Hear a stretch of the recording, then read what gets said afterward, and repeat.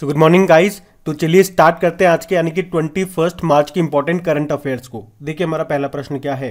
अभी हाल ही में किस बैंक ने हैदराबाद में एक innovation incubation and acceleration centre को स्थापित करने की घोषणा की है? तो आंसर होगा एसबीआई ने। तो अभी स्टेट बैंक ऑफ इंडिया ने हैदराबाद में एक innovation incubation and acceleration centre बनाने की घोषणा की है। तो हैदराबाद बेस्ड ये केंद्र बैंक के मौजूदा प्रदर्शन में सुधार करने और नवाचार यानी कि इनोवेशन के माध्यम से उच्च विकास को बढ़ावा देने के लिए बैंक की आंतरिक क्षमता का निर्माण करेगा। स्टेट बैंक ऑफ इंडिया, इसकी स्थापना होती है 1 जुलाई 1955 में। हेडक्वार्टर मिलेगा आपको मुंबई में और इसके वर्तमान में चेयरमैन कौन है? दिनेश कुमार खारा है। इसकी टैगलाइन होती है the banker to every Indian. अभी आपको याद होगा एसबीआई ने मुफ्त ऑनलाइन आईएमपीएस लेन देन की सीमा को 2 लाख रुपए से बढ़ाकर 5 लाख रुपए कर दिया था। और एसबीआई के जो पूर्व अध्यक्ष है रजनीश कुमार, उन्होंने बुक लिखी है अभी जिसका नाम है द कस्टोडियन ऑफ ट्रस्ट।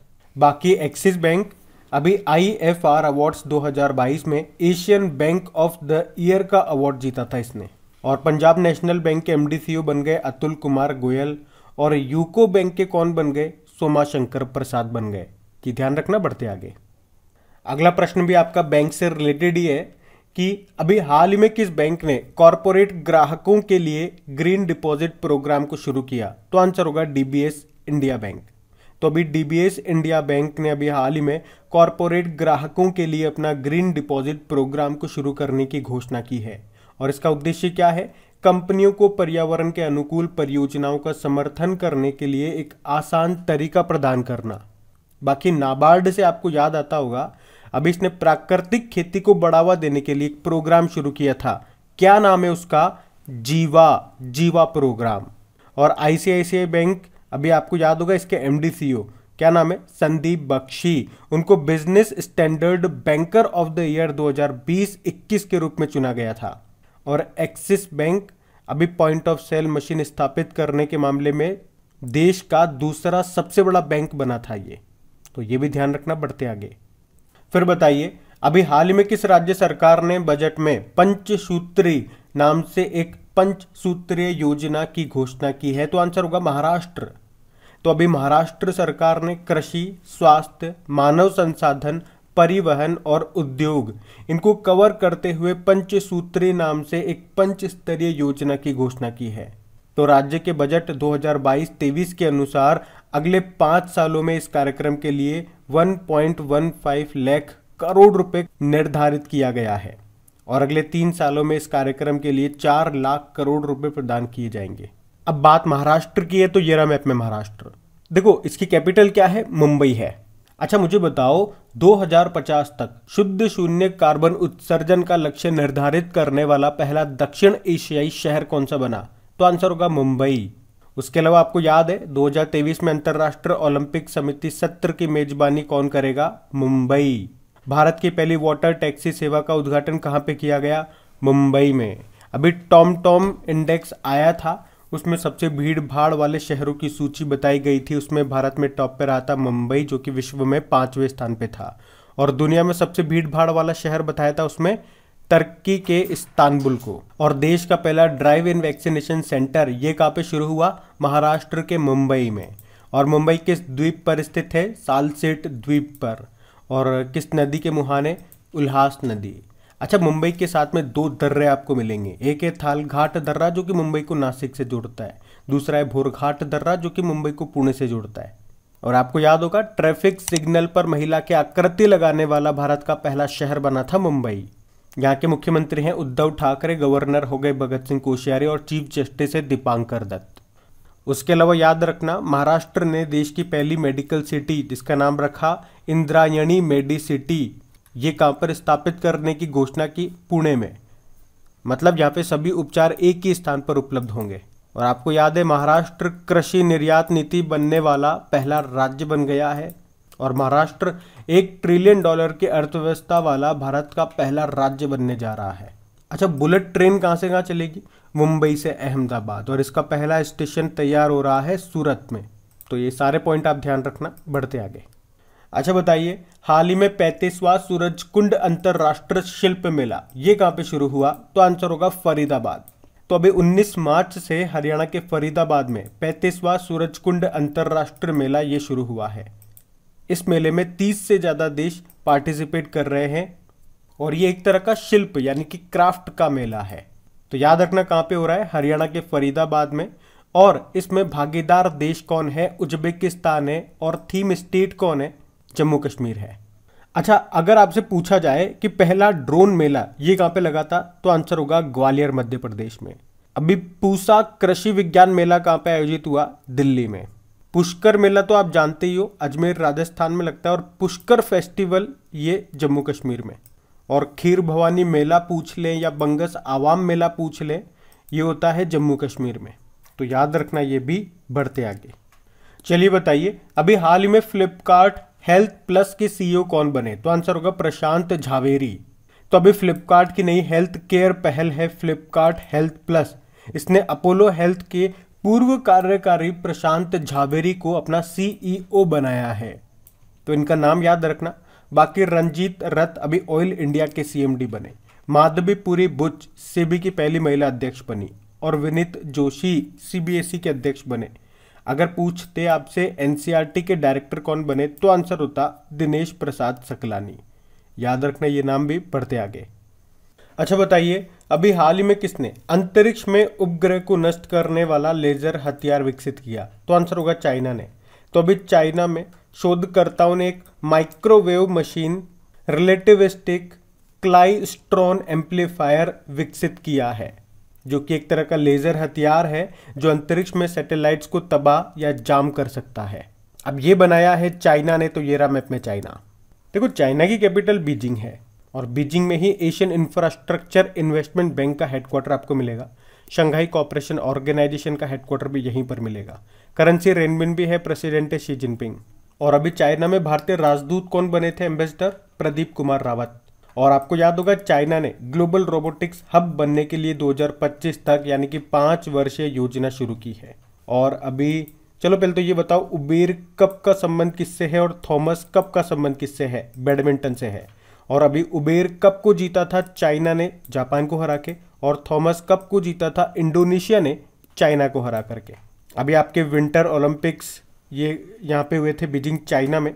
चलो आप मुझे बताओ, इस विंटर ओलंपिक में पार्टिसिपेट करने वाले एकमात्र भारतीय थे, उनका नाम क्या है?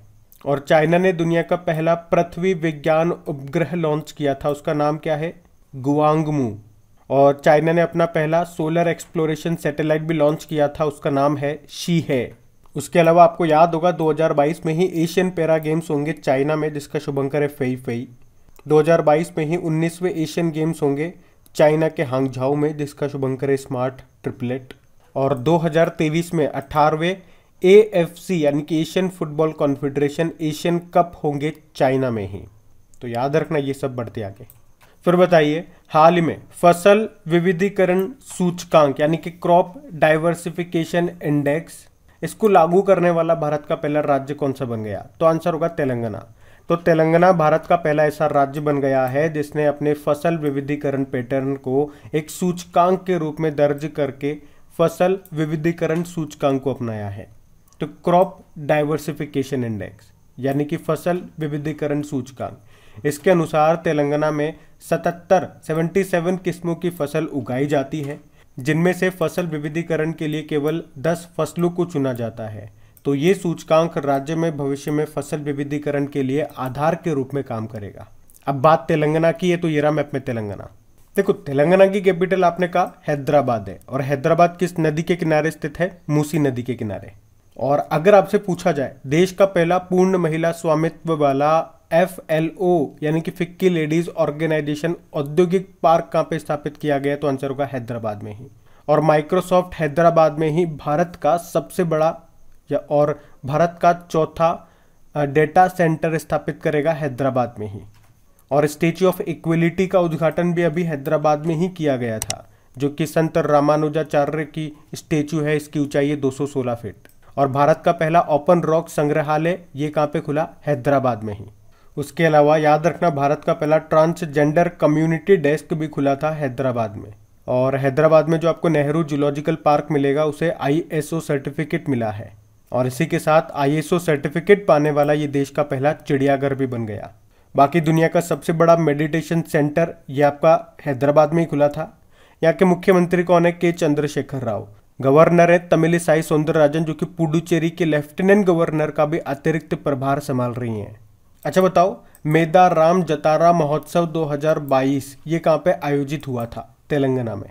और ये कुंभ मेले के बाद भारत का दूसरा सबसे बड़ा मेला भी है। अभी देश का पहला मध्यस्थता और सुलह केंद्र यानी कि international arbitration and mediation centre का उद्घाटन कहाँ पे हुआ? तेलंगाना में। अभी united nation world tourism organisation ने तेलंगाना के किस गांव को सर्वश्रेष्ठ गांव के रूप में चुना? तो आंसर होगा पोचमपल्ली। तो ये सब याद रखना। बढ़ते आगे। चलिए बताइए, अभी किस शहर के सभी मेट्रो स्टेशनों की यात्रा करने के लिए सबसे तेज समय का गिनीज वर्ल्ड रिकॉर्ड किस मेट्रो नेटवर्क में बनाया गया? तो आंसर होगा दिल्ली मेट्रो।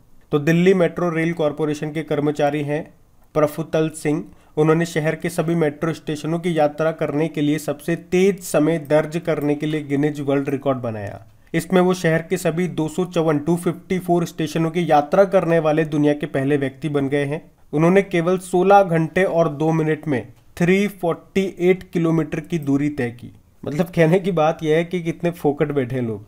अच्छा, आपके टोटल रेलवे जोन कितने? 18 हैं। 18वें का मुख्यालय आपको विशाखापत्तनम में मिलेगा, और इन 18 रेलवे जोन में एक मेट्रो भी है, कोलकाता मेट्रो। 17वां रेलवे जोन में ये। अच्छा, आप मुझे बताओ, पहले तो आप ये याद रखना कि भारत का पहला बुलेट ट्रेन स्टेशन ये कौन सा होगा? सूरत। और बजट 2022-23 में कितनी वंदे भारत ट्रेन चलाई जाएंगी? तो 400 हैं। और अभी भारतीय रेलवे ने स्वचालित ट्रेन सुरक्षा प्रणाली का परीक्षण किया था, उसका नाम क्या है? कवच। मतलब एक ही पटरी पे अगर आमने सामने दो ट्रेनें आ रही है तो उनको टकराने से रोका जाएगा इस कवच के थ्रू। और भारतीय रेलवे का पहला सोलर पावर प्लांट ये कहाँ पे बनेगा जो सीधे ट्रैक्शन को पावर फीड करेगा? मध्य प्रदेश के बीना में। और भारतीय रेलवे कहाँ पर सबसे बड़ी कुश्ती अकादमी स्थापित करेगा? किशनगंज, दिल्ली में। अब रेलवे बोर्ड के नए अध्यक्ष और CEO कौन बने? विनय कुमार त्रिपाठी। और भोपाल मेट्रो का नाम बदल के क्या कर दिया गया? भोज मेट्रो कर दिया गया।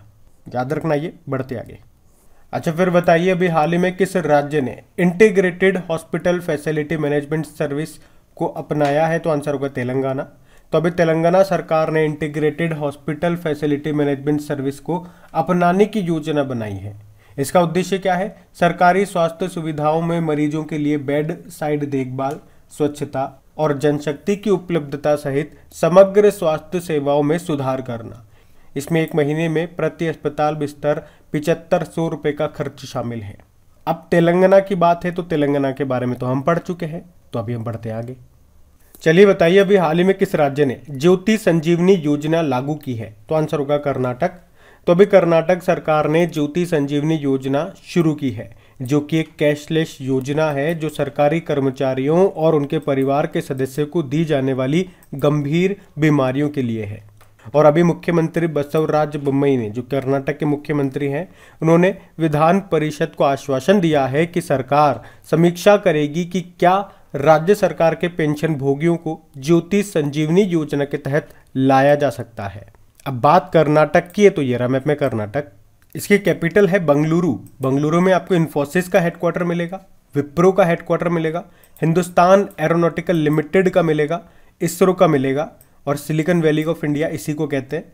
मुख्यमंत्री आपने कहा बसवराज बोम्मई है और गवर्नर है थावरचंद गहलोत। अच्छा बताओ, भारत का पहला movable fresh water tunnel aquarium कहाँ पे इंस्टॉल किया गया था? बंगलुरु स्टेशन पे। और पूछे कि भारत का पहला artificial intelligence and robotics technology park ये कहाँ पर स्थापित किया गया? तो आंसर होगा बंगलुरु में ही। और भारत का पहला डिजिटल वाटर बैंक जिसका नाम है एक्वेरियम ये कहाँ पे लॉन्च किया गया? बंगलुरु में ही। यहीं पे आपको जोग जलप्रपात, जिसे आप गरसप्पा जलप्रपात यानी कि वाटरफॉल कहते हो, ये आपको कर्नाटक में मिलेगा शरावती नदी पर। और IBM यानी कि इंटरनेशनल बिजनेस मशीन, इसने बंगलुरु में एक साइबर सुरक्षा केंद्र भी शुरू किया। और भारतीय मंदिर वास्तुकला का अंतर्राष्ट्रीय सम्मेलन जिसको नाम दिया गया देवायतनम, ये कहाँ पे आयोजित किया गया? कर्नाटक में ही, कर्नाटक के हम्पी में। और आपको याद होगा भारत और जापान के बीच में अभी जो तीसरा एक्सरसाइज हुआ था धर्मा गार्जियन वाला, वो बेलगाम कर्नाटक में ही हुआ था। और आपको याद होगा सैयद मुश्ताक अली ट्रॉफी 2021 को जीता था तमिलनाडु ने कर्नाटक को हरा करके। अभी सभी सरकारी सेवाओं में ट्रांसजेंडर समुदाय को 1% आरक्षण देने वाला पहला राज्य आपका कर्नाटक ही है। और अभी कर्नाटक ने बेंगलुरु में ही अपनी तरह का पहला पशु कल्याण वॉर रूम शुरू किया था। अच्छा, अभी आपको याद होगा कर्नाटक का 31वां जिला कौन सा बना था? विजयनगर। भारत का पहला चंदन संग्रहालय ये कर्नाटक के मैसूर में ही स्थापित किया जाएगा। और यहाँ पे हावेरी रेलवे स्टेशन है, उसका नाम बदल करके महादेवप्पा मेलरा रेलवे स्टेशन कर दिया। और हुबली रेलवे स्टेशन का नाम श्री सिद्धरूदा स्वामी जी रेलवे स्टेशन कर दिया। यहीं पे आपको अलमाटी बांध मिलेगा कृष्णा नदी पर, कृष्ण राज सागर बांध मिलेगा कावेरी नदी पर। और भारत की पहली तट रक्षक अकादमी कोस्ट गार्ड अकेडमी ये मंगलुरु में स्थापित की जाएगी। और याद रखना कर्नाटक सरकार ने देश की पहली इंटीग्रेटेड एयर एम्बुलेंस सर्विस को भी शुरू किया है। भारत का पहला खिलौना निर्माण समूह बनेगा कर्नाटक में, टॉय मैन्युफैक्चरिंग क्लस्टर। और आपको याद होगा नई राष्ट्रीय शिक्षा नीति 2020 को लागू करने वाला पहला राज्य आपका कर्नाटक ही है, दूसरा है मध्य प्रदेश। तो ये सारे पॉइंट आप ध्यान रखेंगे। बढ़ते आगे। अच्छा, अभी हाल ही में सीनियर नेशनल वेटलिफ्टिंग चैंपियनशिप 2021-22 ये कहाँ पे शुरू हुई? तो आंसर होगा भुवनेश्वर में, उड़ीसा की कैपिटल भुवनेश्वर में। तो सीनियर पुरुष और महिला वर्ग के लिए ये नेशनल वेटलिफ्टिंग चैंपियनशिप अभी 19 मार्च से शुरू हो गई है, जो कि 31 मार्च तक चलेगी। कहाँ पर? भुवनेश्वर में। और वेटलिफ्टिंग से आपको याद आता होगा कर्णम मल्लेश्वरी का नाम। या आपसे यूँ पूछ लिया जाए कि ओलंपिक में भारत के लिए पदक जीतने वाली पहली महिला कौन थी, तो वो यही थी कर्णम मल्लेश्वरी। सन 2000 के सिडनी ओलंपिक में ब्रोंज जीता था इन्होंने वेटलिफ्टिंग में।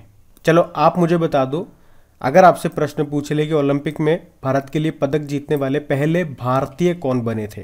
कर्णम मल्लेश्वरी तो किसका उत्तर है? पहली भारतीय महिला कौन बनी थी। अब मैं पूछ रहा हूँ पहले भारतीय कौन बने थे और उनका संबंध किस खेल से था, ये भी बताइए। अब हम बात करेंगे कल के वीडियो में पूछे गए प्रश्न के उत्तर की। तो आपसे पूछा था अभी वर्ल्ड हैप्पीनेस रिपोर्ट में टॉप पे कौन सा देश रहा? तो आंसर होगा फिनलैंड। इसमें भारत 136 नंबर पे था। आप सभी ने प्रश्न का बिल्कुल सही उत्तर दिया है। और इन सभी क्वेश्चंस का क्विज आपको मिल जाएगा अपनी क्रेक एग्जाम एप्लीकेशन पे, जहां पे आप इनकी अच्छे से प्रैक्टिस कर सकते हैं। वहीं पे इनकी पीडीएफ भी आपको मिल जाएगी। और यहीं पे मैं आपको बता दूं कि मैं डेली करंट अफेयर्स के रिवीजन के लिए एक ऑडियो पर डे तैयार कर रहा हूं। उस ऑडियो को आप जरूर सुना करें। एक्चुअली में ऑडियो सुनने से होता क्या है, आप जो एक करंट अफेयर्स का वीडियो देख रहे हैं, तो उस ऑडियो को सुनने से इसका प्रॉपर रिवीजन हो जाता है, वो भी बिल्कुल कम समय में। तो इसी वीडियो के नीचे डिस्क्रिप्शन में आप जब देखेंगे तो ऑडियो रिवीजन के नाम से एक लिंक दिया गया होगा। जब आप उस लिंक पे क्लिक करोगे तो खबरी एप्लीकेशन पर आपको मेरी प्रोफाइल मिलेगी, वहां पर फॉलो का ऑप्शन आएगा, जिस पर क्लिक करके आप मुझे फॉलो कर लीजिएगा, जिससे कि आपको सभी इंपॉर्टेंट टॉपिक्स की ऑडियोज मिलती रहे। अब वहां पे डेली करंट अफेयर्स के साथ साथ जो आपकी वीकली वाली और जो टॉपिक वाइज करंट अफेयर्स हम पढ़ रहे हैं उसकी रिवीजन ऑडियोज भी मैं अपलोड कर दूंगा, ताकि जिनको भी बिल्कुल कम समय में इन सभी चीजों का रिवीजन करना है। जैसे कि क्या होता है, कुछ स्टूडेंट्स होते हैं, जैसे आप छत पे घूम रहे हो, पार्क वगैरह में घूम रहे हो, या पढ़ाई का मन नहीं है, तो उस ऑडियो को चला के बैठ जाइए, ईयरफोन लगाइए, ऑडियो को चलने दीजिए। जैसे गाने सुनते हो ना, उसी तरह से गाने सुनने से तो आपको कोई लाभ नहीं मिलेगा, लेकिन ऑडियो सुनते रहिए, आपका रिवीजन होता रहेगा। वो क्वेश्चन बार बार आपके मेरी वॉइस की फॉर्म में आपके कानों में पड़ेंगे, तो कहीं ना कहीं तो आपको 1 या 2% ही सही, लेकिन बेनिफिट तो आपको जरूर मिलेगा। कुछ कामकाजी महिलाएं हो गई, वर्किंग वुमेन हो गई, जो पढ़ाई भी कर रही हैं, तो अपना काम करते जाइए, ऑडियो को चला के रख दीजिए। तो कुछ न से तो कुछ बेनिफिट अगर आपको मिले, और वो भी आपकी पढ़ाई के अंदर, तो मेरे ख्याल से वो बुरा नहीं है। और अगर सेशन अच्छा लगे तो लाइक करके शेयर ज़रूर करना। अब ये रहा आज का आपका होमवर्क प्रश्न।